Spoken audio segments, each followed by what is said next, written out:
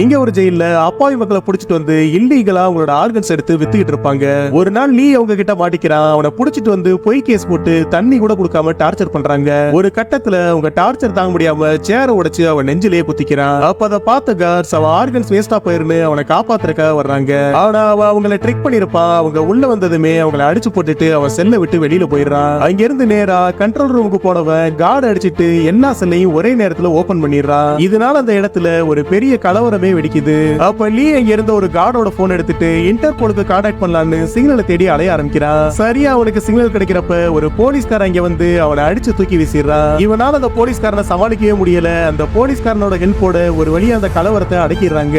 Actually அந்த போலீஸ்காரன் நல்லவனா தான் இருப்பான். ஆனா அவனுக்கு அங்க நடக்கிற எதுவுமே தெரியாது. ஒரு கட்டத்துல அவனுக்கு அங்க நடக்கிற விஷயங்கள்லாம் தெரிய வந்துருது. சோ அவன் லீக்கு ஹெல்ப் பண்ணலான்னு முடிவு பண்றான். அதுக்கப்புறமா அவங்க ரெண்டு பேருமா ஒன்னா சேர்ந்து அந்த கும்பலுக்கே முடிவு கட்டுறாங்க.